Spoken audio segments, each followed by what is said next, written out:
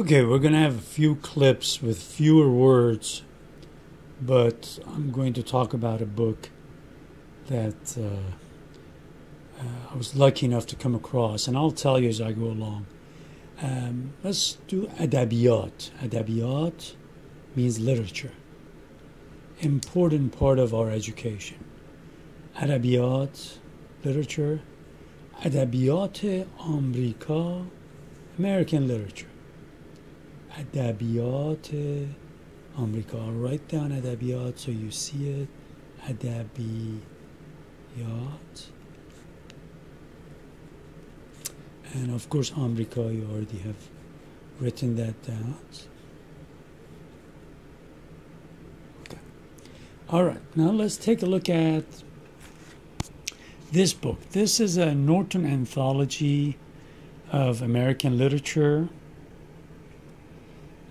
I came across an exact copy like this. It was late 80s. I had finished college, but going through the last part of college, I knew there was a thirst in me just to learn as much as possible. So I audited classes. On the side, I was reading as much as possible. But, you know, I had to make a living, you were around, all those good stuff. So any extra time I had went into reading. Now, this book is important. Like I said, I only spent $1 on a used copy of Norman Public Library. I came across this. This is almost like a map that's highlighted with the residence or museums or memorials of the important people in a huge city. So it makes life much easier. Except this huge city, as you're talking about the American literature, American history. So it gives you some of the gems that one can take a look at. I was the first person that really made an impression on me. Looking through this, of course, I did not read every page for sure. I just looked at the introductions.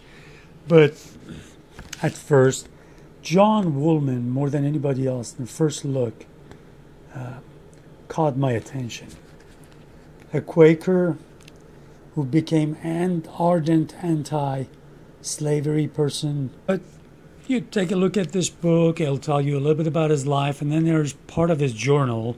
So what I did was immediately go to the library, and I'm almost positive this was the same book that I checked out. It's one of those Harvard classics, really old. If it wasn't the same book, it was definitely exactly like it. But anyways, this it has Woolman's journals in it. So I went, went through it and told myself how lucky I was to have come across such a decent person. Then, of course, Thomas Paine caught my attention.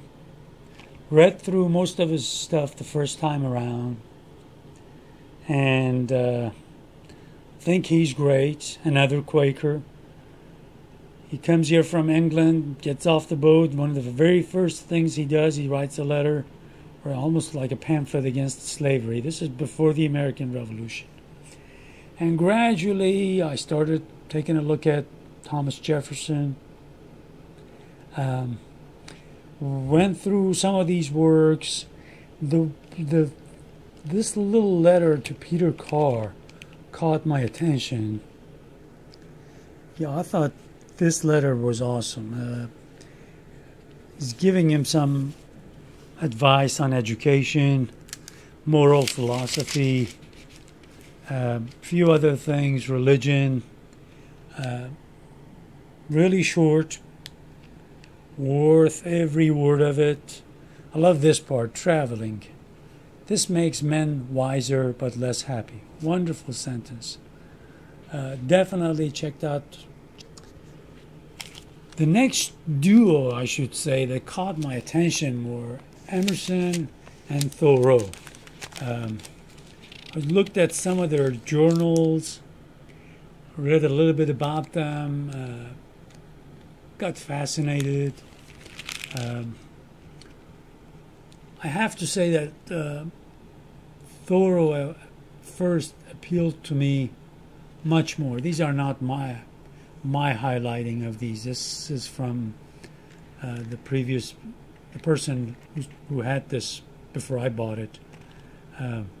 But I looked at Walden.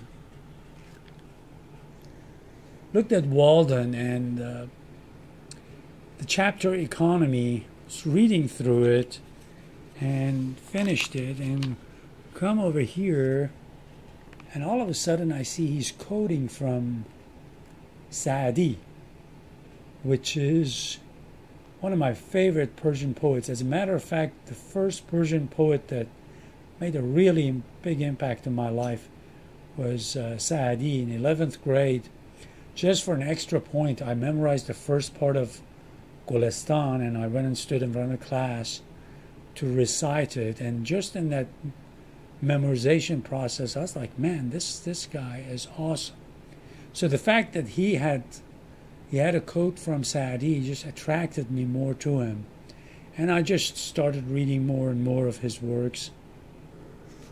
But as I started looking around, I came across the Federalist Papers, which I'd known about, but really hadn't paid attention. And then from then on, I just started going crazy and went through complete works of, not the whole thing, but quite a bit of writings of Jefferson, Franklin, Madison especially, Alexander Hamilton, John Adams. Selected works. Fascinated with the letters of John Adams and Thomas Jefferson after Jefferson got out of office. So anyways, I'll be spending a little bit of time telling you about some of these things, telling you about the books that in that period made a lot of a big impression on me. And like I said, it was the right things at the right time, because those Persian poets had made a great impression on me already. And it was just lucky. I was really lucky that I came across these great American writers, and consider myself fortunate. We will talk more.